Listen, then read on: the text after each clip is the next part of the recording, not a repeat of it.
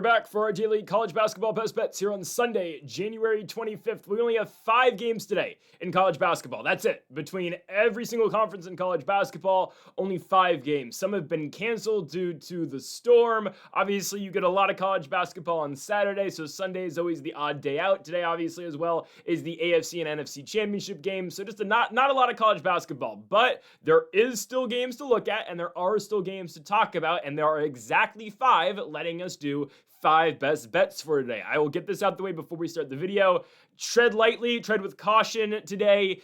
We have no selection. These are just my picks for the 5 games today. Obviously, I had nothing to sort out from. We thought we were going to get St. Francis versus New Haven today, alongside Purdue-Fort Wayne going to Indianapolis to take on IU-Indy. Both of those games have been postponed.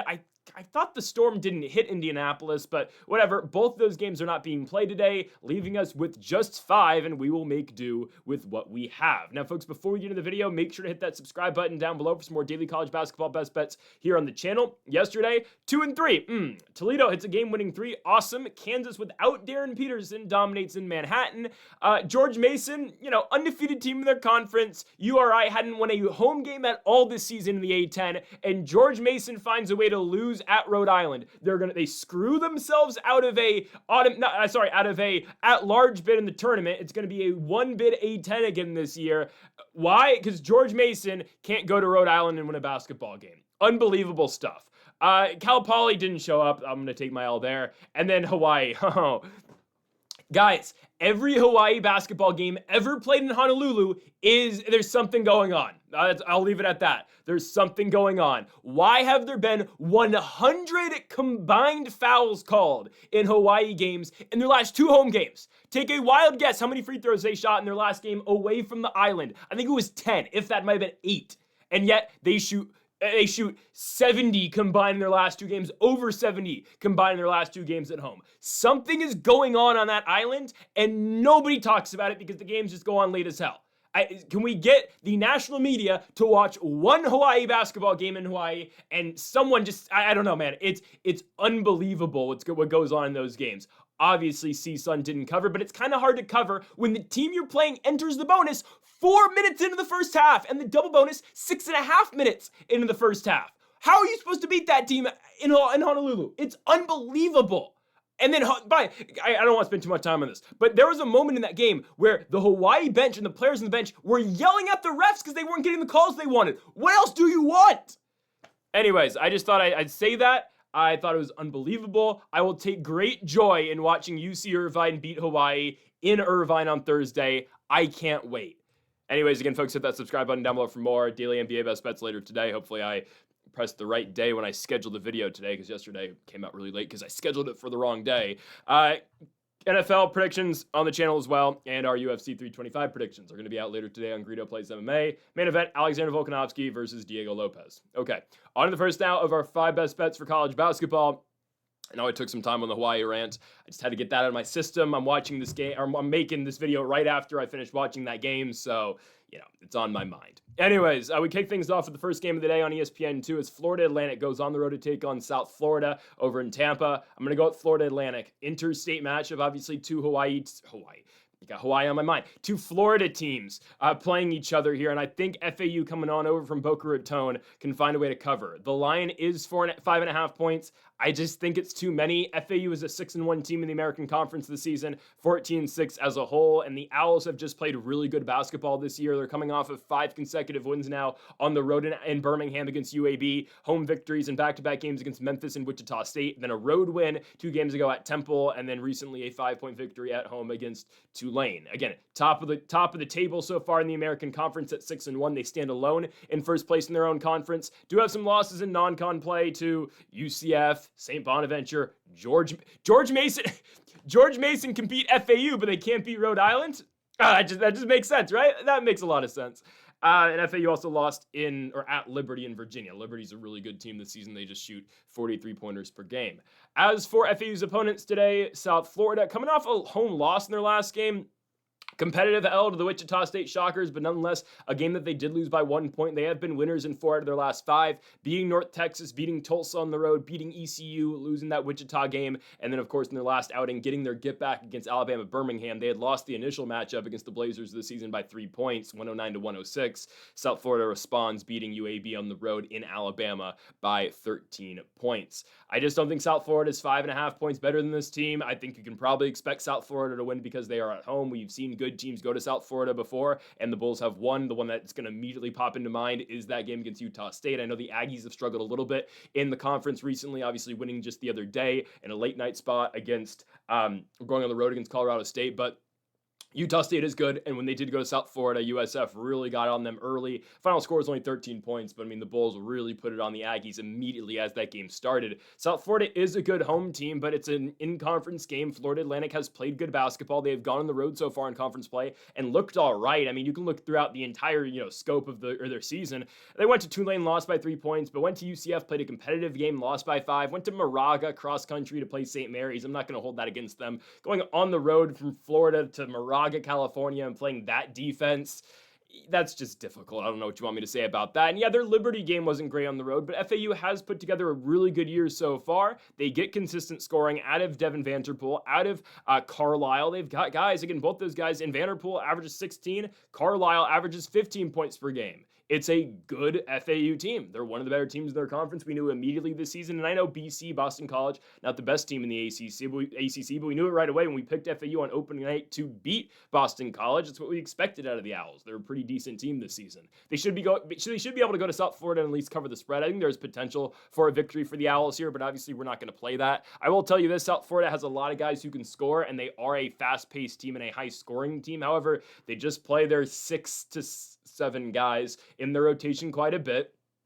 And that's how they roll. Isaiah Nelson leads them in scoring with 16 points per game. Joseph Pinion averages 15. Nelson in his senior season, 6'10" big for this team, played 3 years over in Jonesboro, Arkansas for the Arkansas State Red Wolves, alongside his senior guard in Joseph Pinion, who is averaging 15 points per game, played at Ark State last season, started actually with the Razorbacks of Arkansas, and then of course was teammates last year with Nelson over on Ark State. Pinion actually came off the bench in some spots last year for the Red Wolves, but now obviously is starting for USF. It's a good USF team. You have multiple players who average more than 10 points per game. Nelson and Pinion, just to name a couple. You got Wes Ennis, who averages 14.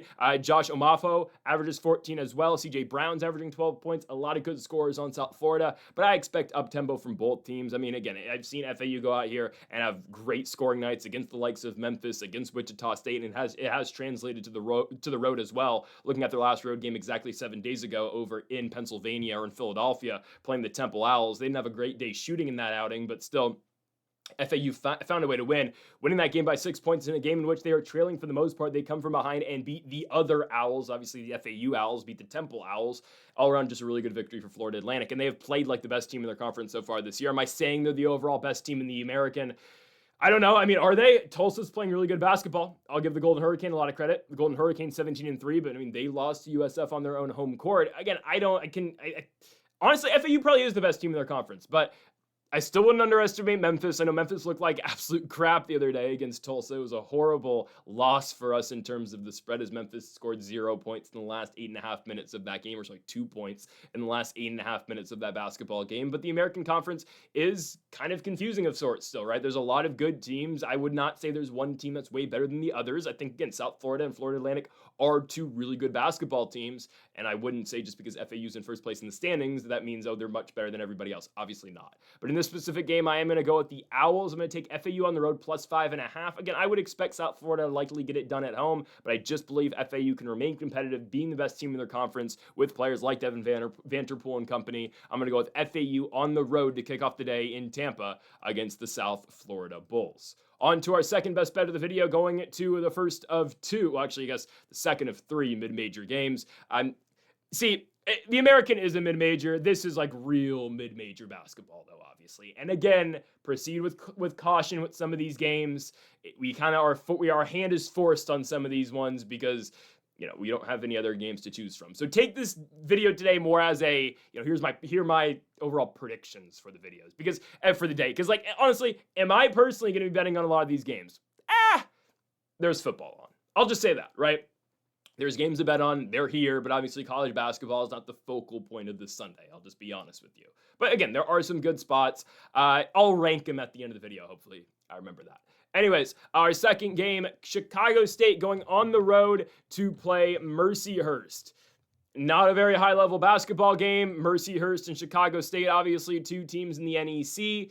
I expect the Lakers to get it done. Now, shout out to Mercyhurst the other day, going to New Haven, Connecticut, or East Haven, wherever the hell it is, going to Connecticut and beating the Chargers of New Haven. Come from behind victory for Mercyhurst, finally broke through late in that game, got some big shots, or big stops and big shots, to that matter as well. And shout out to the Lakers for getting that win. This is a team that does play a lot better, though, at home, I would think. I mean, the Stonehill loss at home doesn't really prove my point there, but the two games I want to look at for Mercyhurst, and we talked about them earlier in the week, obviously prior to their matchup against the New Haven Chargers, but the two games I really want to look at here are the wins over Lemoyne and Central Connecticut. Two of the best teams in the NEC conference, I would say LIU or Long Island University, whatever, Brooklyn, I don't know what the hell they're going by now. The Sharks are the best team in the conference, definitely as of now, but Lemoyne and Central Connecticut, and hey, yeah, Mercyhurst now are those next three teams up. And Mercyhurst has victories over both Lemoyne and Central Connecticut, both of which were at home for Mercyhurst in Erie, Pennsylvania. So this has been a team, for the most part, that's been good in Erie this season. The one exception will be that loss at home to Stonehill, which is still very confusing. But look at the games that they have played against really good teams. When teams have had to go into Erie, Mercyhurst has been able to beat these good teams. Lemoyne comes on to Pennsylvania, and the Lakers beat them 74-60. Central Connecticut comes on down to Erie, and the Lakers win 79-61. Chicago State's by far the worst team in the NEC, one of the worst teams in college basketball, even though they hold a victory over Loyola Chicago, but that's neither here or there. Mercyhurst is a 9.5-point favorite tonight, and I believe they should be able to execute on that, and they should be able to cover the spread. Again, Chicago State, one of the worst teams in college basketball. They are 2-18 this season. They have one victory over Division I program, and it happens to be the A-10's Loyola Chicago at Loyola Chicago, which, by the way, Loyola Chicago went to URI and won this season. Again, I repeat, the Ramblers went to Rhode Island and won, but George Mason can't go to Rhode Island and win. I don't know what to do. I don't know. That doesn't scream college basketball to you. I don't know what does. That is unbelievable. I'm not over George Mason. Hawaii I'm mad at every day, so that's neither here or there. Like, that's a daily thing. I personally hate the state of Hawaii now just because of their basketball program. Like, when I think of Hawaii, I have disgust in my mind because I'm thinking about the referees in Honolulu. Anyways, though, yeah, Chicago State, who beats Loyola Chicago beat URI at URI, but George Mason, who hasn't lost a game in the conference, goes to URI and loses. Yeah, that makes a lot of sense. Anyways, Chicago State has not won a game since the Loyola Chicago win. Since then, they went to Bowling Green, lost by 21, went to IU, lost by 20, lost to Wagner at home by 7 points, lost to Long Island by 19 points at home, at FDU by 7, at Stonehill losing by 3, Lemoyne lost at home by 15, New Haven lost at home by 6, most recently a loss on the road at St. Francis by 21 points. I'll tell you this, the Lakers are better than St. Francis. Are they a better pure scoring team, though, than St. Francis? I don't know if I can say that, but defensively, yes, the Lakers are much better than what St. Francis is going to offer. Chicago State's going to struggle, I'm serious, to get out of the 50s tonight. Maybe they'll barely get to 50, but I really think you're going to see Chicago State. This one should go into halftime. The way I am estimating this game to go, I think we're going to see Chicago State in the high teens at halftime. Maybe very low 20s, but I think I legitimately can see a 30-18 halftime score. It's kind of how I envision this game going. Really low scoring for Chicago State. Mercyhurst plays pretty solid defense. They just need to get going scoring-wise. They're not the best pure scoring team in their own right, but I do believe they're going to be able to really hold Chicago State because Chicago State is just awful. They don't score points. Doyle Crockrill III is their leading scorer. Doyle Crockrill III, my goodness, averaging 13 points per game, junior out of Nashville, Tennessee, just like Charlie B. I don't know why I just threw in a Charlie Becker shout out there. But yeah, Cockrell III is averaging 13 points in the season. His last 5 games, I'm not joking, 14, 13, 14, 14, and 13 points. So he's pretty consistent in getting 14 a night. Marcus Tankersley is their other leading scorer. Senior player, 4th-year player, averaging 13.5, played 2 years over at Detroit Mercy, then won at Alcorn State, now is at Chicago State. My goodness, he's played a lot of losing basketball. he's a decent scorer, put up 20 points against Lemoyne, but then had a 4-point game in their last outing against St. Francis, PA. So I'm not wowed at anything Chicago State does. As for Mercyhurst, again, got to watch them their entire game on NEC Front Row, which, is free, surprisingly, on the internet. But anyways, on the internet, of course, it's on the internet. Mercyhurst, though, goes on the road and beats New Haven. Back and forth game. I was getting really frustrated with Mercyhurst at times, but they found a way to come back and win. So shout out to those guys. Who was I really impressed with in that game? Kadir Martin. Kadir Martin, if he gets near, obviously he's a big, but if Kadir Martin gets near the rim, he's finishing. He plays legitimately. They're 4/5 and he's 6'5". But Kadir Martin is an automatic finish anywhere near the lane. Jack Lealman hits the game-winning fadeaway, basically. Horrible possession at the end of the game for Mercyhurst. They're dribbling the ball out. They can't set anything up. Lealman takes a horrible fadeaway shot, at least when I'm watching. I'm like, oh, goodness, it's a tie game with 18 seconds left. And Lealman takes a horrible fading shot, deep midi, and he hits it. It was unbelievable. It's like that shot that Free Tag tried to take for Buffalo the other day that obviously did not go in. Again, investigate the Buffalo Bulls, but it's okay.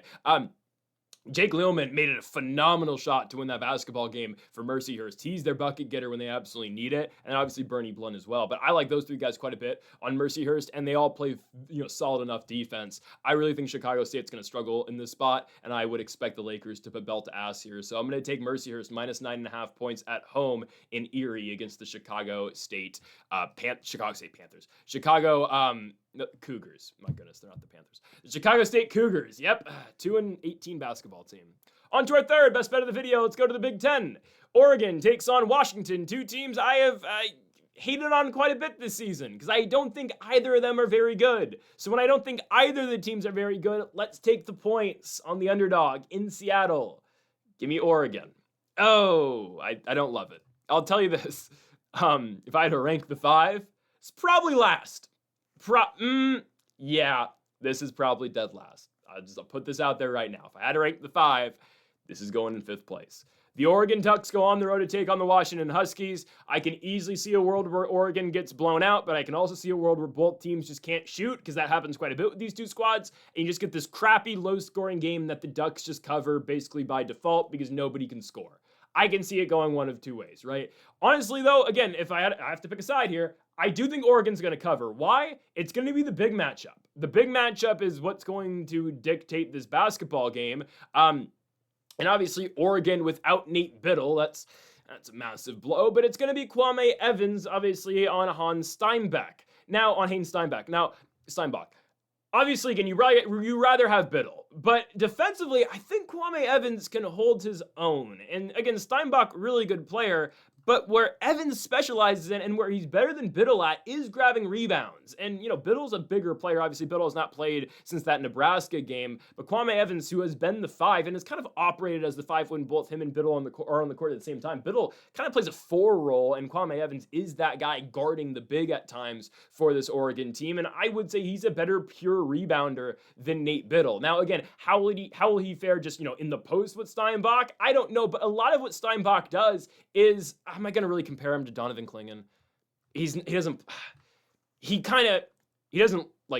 size-wise, he's not like Clingan, but kind of. A lot of his points are built off of putbacks. Washington will run straight stuff to Steinbach, but a lot of his points are just, last-second feeds, nothing designed, but it's last-second feeds, tip ball, block shot, rebound, Steinbach, put it back up. That's where I think Kwame Evans can be really useful today for the Oregon Ducks. Obviously, with Biddle's absence, I do believe Evans can keep them in this basketball game defensively. And, he's going to have to keep them in the basketball game scoring-wise, too, obviously, with both Biddle and Shellstad out. Shellstad hasn't played so far in the calendar year of 26. So, again, Kwame Evans becomes now their leading scorer. Now, is he their go-to guy offensively? Right now, no, it's Takai Simpkins. I think. It might be Kwame Evans, too. I don't know. I'm not in the huddle, but watching, I'll be honest, I don't watch every Oregon game from start to finish, but the games I've watched, it still feels like Takai Simpkins is their guy. I know there's a game where Sean Stewart had 22 points against Michigan. It's been a struggle for Oregon, I understand, with other best 2 players in the court, but I do think they're able to match up defensively all right, honestly, with what Kwame Evans can provide against the freshman out of Germany in Steinbach. Now, Washington, again, piss poor shooting team. They're absolutely awful from beyond the arc. They don't know how to shoot the basketball. So a lot of it is just, it's dribble, drive, dribble, drive, dribble, drive. Can we get the ball to Steinbach, or can we leave the ball to Steinbach? Is Steinbach going to get us a rebound? That's really how they play. Nobody's a great shooter for this team. I'd argue their best shooter is Zoom Diallo. And if you've watched Zoom Diallo play, he's not a great three-point shooter. But yet, I would say he is still their best three-point shooter. He's their best guard scorer. Obviously, Steinbach is their best go-to guy and is the most efficient scorer. But yeah, I would say, Diallo is probably their all-around best guard that they have, averaging 15 points per game this season. You've seen multiple injuries this season out of their guards. I'm talking about both Desmond Claude and Wesley Yates, both of which I believe are out for this game. I could be mistaken, but I believe they're both out. We saw Claude get injured in the Michigan game. He had dealt an injury earlier in the year. Just been a lot of injuries go around for Washington, just like Oregon too. So that's what I'm saying here. Again, a lot of, bench players going here. Honestly, should make up for a somewhat sloppy basketball game, and I just expect Oregon to find a way to cover the spread here. Again, I've been very out there on what I feel about Oregon this season. I think they suck, and obviously it's been represented in a 1-7 record, and I'll say the same thing about UW. I've picked against UW a lot this season, and while they're 2-6 in the conference, and they picked up a win at home against Ohio State, where we were wrong on that one, and they beat Utah at home, even though we had Utah spread, which I believe barely covered that night. I'm blanking. I think it covered that night. Yeah, it did. We had like 12.5. They lost by 9. Again, Washington has an inability of putting teams away. And that's because of a lack of a three-point shot. They can't get by teams. Again, I'm not going to continue to go down that rabbit hole with Washington's past and that game they played against Seattle U this year at Climate Pledge. But again, it's a team that they can get up by 8. And it's honestly the opposite of what Hawaii does. And it's probably because Washington doesn't get every foul call imaginable. But they'll get up by 8. They'll get up by 10. They'll be in cover range. And they just struggle to bury you and fully put you away. And that's where I think Oregon can kind of just hang around. And yes, again, it is difficult without Nate Biddle. It is difficult without Jackson Shellstad, but I think what Kwame Evans provides defensively and scoring-wise too, as he is their leading scorer, active leading scorer with 13 points per game, and Takai Simpkins as well, who is averaging 13. You've seen more production recently out of the sophomore out of China in Wei Lin. Obviously, Lin has had to step up because of the absence of Shellstad, and he's had some big games recently. How about 23 points for Lin in that loss to Rutgers on the road in New Jersey? He went 6 for 12 from beyond the arc in that game. He scores 14 in the Nebraska game. Sure, some of that was, they were points that were scored once the game was already over, and the game was over pretty quickly against Nebraska. But regardless, right, like they have seen production out of their sophomore, out of Xiamen, China, in Wei Lin. They have gotten production out of these guys. Is it what we expected Oregon to be at the beginning of the year? Well, I never expected them to be the best, but obviously you anticipated an Oregon team with Jackson Shellstad and Nate Biddle, and obviously they don't have that right now. But Washington's with injuries too, again, with likely no Desmond Claude and likely no Wesley Yates as well. I'm going to go Oregon. Again, ugly basketball game, a very injury-circulated basketball game as well. I'm going to take the team that's getting the points, and that so happens to be the Oregon Ducks. So I'm going to go Oregon on the road, plus 9.5. Again, though, I stated it before I got into this pick. That is confidence level, lowest confidence level, and it's the 5th best bet of the day. I'll say that. On to our 4th best bet of the video. We're going to be talking about Southern Illinois going on the road to take on Evansville. Give me Southern Illinois on the road. I will tell you this is 4. Okay, at the end, I'll rank the other 3, but this is 4. Give me Southern Illinois on the road to cover 3.5 points. Confidence level is low on it. It's more, though, than that Oregon game, I'll say. Because, again, the Oregon game is just difficult for me because of the injuries, and I just don't know what to expect a lot of the time in that. Or I don't really know what to expect in general in that game, especially if, what if Kwame Evans is just a non-factor? Again, I don't expect Evans to be a non-factor, but what if it does happen? That game gets all, mixed up and scrambled. So this is confident. This is the best bet number 4, I'll say, in the rankings, as Southern Illinois goes on the road to Evansville, Indiana to take on the Purple Aces. Again, give me Southern Illinois to cover the 3.5 points. Obviously, we're talking Missouri Valley Conference basketball. These are 2 of the worst teams in the Missouri Valley. You've got 3 teams at the bottom of the conference. It's Evansville and dead last at 1-8. Then it's the Sycamores of Terre Haute, Indiana, in the Indiana State Sycamores, who are 2-8, and then there's Southern Illinois at 2-7. So this is bottom of the barrel basketball. Southern Illinois' 2 victories in the conference, at home against Valparaiso, who has a better record than both these teams, and then going on the road and surprising Belmont, which just does not make sense to this day. I don't know how they went to Belmont on 1, considering the success Belmont's having right now. Do I think Belmont's the best team in the conference? Probably. Murray State's been pretty solid. Again, I am not the biggest Missouri Valley guy, but from what I've seen, I think Murray State's pretty good. But Belmont's very solid as well. Anyways, though, I know UNI, Northern Iowa, I know they're not having a great season. There's talent there, I'm telling you. And Bradley, obviously, is always a problem. Regardless, though, I still don't know how Southern Illinois went to Belmont and won. That's weird because after the Belmont win, yeah, they lost 4 in a row, going to UIC and losing at home to Drake by 3 points, played a competitive second matchup against Belmont, but ultimately losing by 5, and they just went to Valparaiso and lost the rematch, going to Valpo and losing by 6. This is the first matchup, though, between Southern Illinois and Evansville tonight, or this year, I guess, and Southern Illinois has some decent non-con games. They went to High Point and won. And I think this is a great time to give everyone our once a month update on the High Point Panthers. Yep, first place in their conference. Okay, they did lose to Winthrop, but yeah, again, I say it so many times. We talk about High Point once a month. We talk about them. We pick them usually. They fail us, and we're like, oh, this team sucks. We check back on High Point a month later, and all of a sudden they're 18-4, 6-1 in their conference, and likely are just a Winthrop victory away in the Big South tourney from going back to the NCAA tournament. The biggest frauds every single year are the High Point Panthers. And Southern Illinois went to High Point University and beat HPU. How? They have good victories on their resume. It's just those two. It's Belmont and High Point. But they've done it. And it's not a team that's really scared to go on the road. I'd argue they've played better basketball on the road this season than they have at home. They took Nevada to overtime. Say what you want about UNR. I mean, going to a Mountain West school, if you're Southern Illinois and taking them to OT, you're taking that. They played a competitive game at Richmond. They take the Spiders into overtime as well. This is a team that's gone on the road and played good basketball this year. Again, the 2 marquee wins over Belmont and against High Point.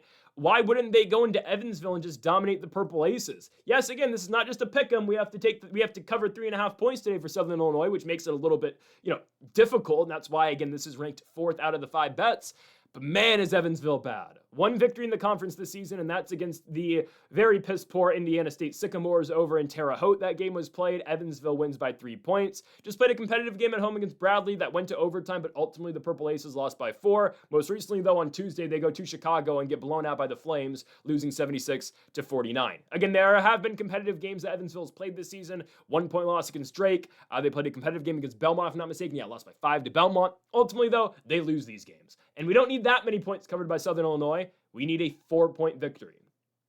Again, this game can be close throughout, and all of a sudden at the end of the game, Southern Illinois can be up by 2. Evansville misses a shot with 2 seconds to go. They foul for, again, just reasons, and we get 2 free throws at the end of the game to cover for Southern Illinois. I'm not telling you that's exactly how the game's going to go. I'm hoping we have a lot more cushion than, obviously, a very late cover for Southern Illinois today.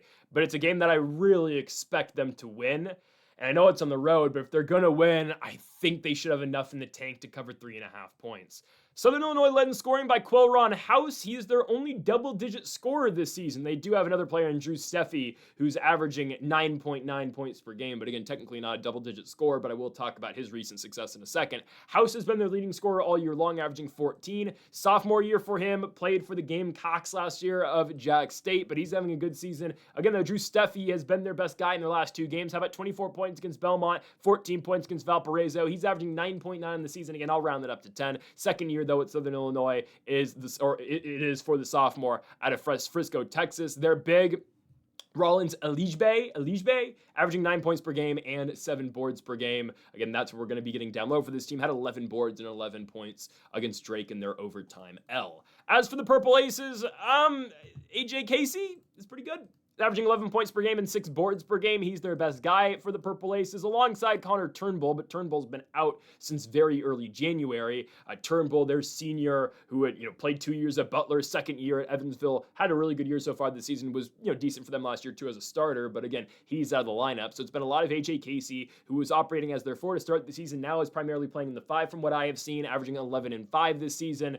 This is a player, again, in his senior year, played 2 years over for the U, and then obviously Miami, and then played last year for St. Louis, barely got any action for the Billikens, and now obviously is playing for the Purple Aces. Doesn't start every game, which is interesting, but it is what it is. He's been their best guy for the most part this year, at least recently, though, for Evansville.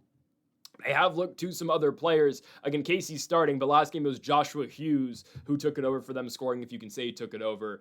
No, I will say Hughes' last 4 games has scored double digits for the Purple Aces. He's averaging 10 this year, is the junior out of Brisbane, Australia. So I got to go, though, still with Southern Illinois. Again, I don't love the matchup. Again, our hand is kind of forced here because it is one of the only 5, or legitimately we just have 5 games today. But again, I'm picking a side, and I'm going to take Southern Illinois to go to the Ford Center in Evansville, Indiana, and cover the spread. Just don't think Evansville's that good. I know Southern Illinois hasn't been great this season. Obviously, their spot in the standings represents that. However, they have played fairly good basketball on the road this season, and all their marquee wins are road games. So why wouldn't why not add another marquee victory going to Evansville and beating the Purple Aces? Right on par with Belmont and High Point University.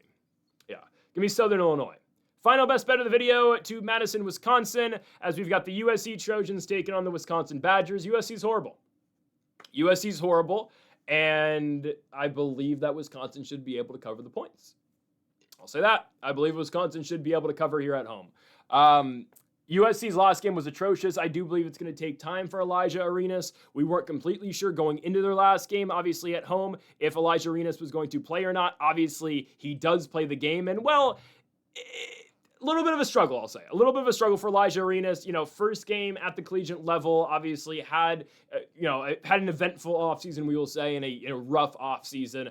Finally gets to play against Northwestern, had a amazing first bucket for the Trojans, and then, I don't know, everything kind of just went downhill from there for him. And I'm not blaming the loss on Elijah Arenas. Obviously, there were a lot of things that just went the wrong way for USC in that game, but ultimately that starts with not being able to shoot free throws. I know they ended the game, USC did 26 for 43 from the free throw line, but they started the game, I think it was like 8 for 23 at the line. That's just unacceptable. It's unacceptable, and I will say the officials and the refs tried to get USC back in that game, and I'll say that because I had USC in that game, and I couldn't believe my eyes what was happening. They held Nick Martinelli to like 3 points in the first 15 minutes of the game, and they were down by 5. Unacceptable performance. Unacceptable. Elijah Arenas, again, I believe he'll settle in eventually. Obviously, this is a highly touted guy coming out of high school, obviously son of Agent Zero, Gilbert Arenas, but Elijah Arenas, 29 minutes, 8 points, 3 of 15 from the field, 0 of 6 from beyond the arc, and 2 of 6 from the free throw line. That's a horrible stat line. And again, the guy's been through a lot, I understand, and his first bucket, amazing. 360 layup, that was absurd. I was really, USC in that game against Northwestern goes on a real early push, and we're thinking, okay, we're going to be fine. USC's up early by 9 points. We had, 6.5, I think it was, 5.5. I'm feeling good early in that game, and then they just, all of a sudden, get to the free throw line, can't make anything. They're bricking everything from beyond the arc. They went 2 for 13 from the three-point line this game. They shot 38% as a whole from the field. It was a horrible game for USC. And now, now they're going on the road. And by the way, again, that was Northwestern, who was 0-7 at the time in the Big Ten.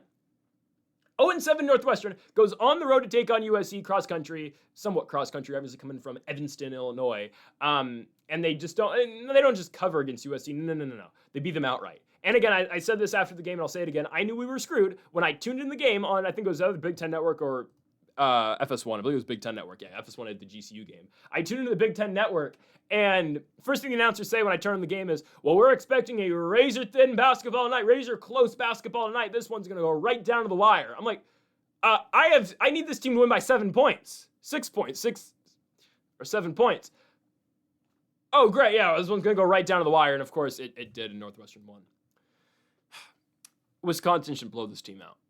The way Wisconsin's playing basketball right now, I don't think the game's going to be close. I think the crowd's going to get into this one early. I believe the talent on Wisconsin is just playing. Well, no, I'll say this. Well, I think the talent is better. We've seen the talent from USC this season, obviously, with the injuries that they've had.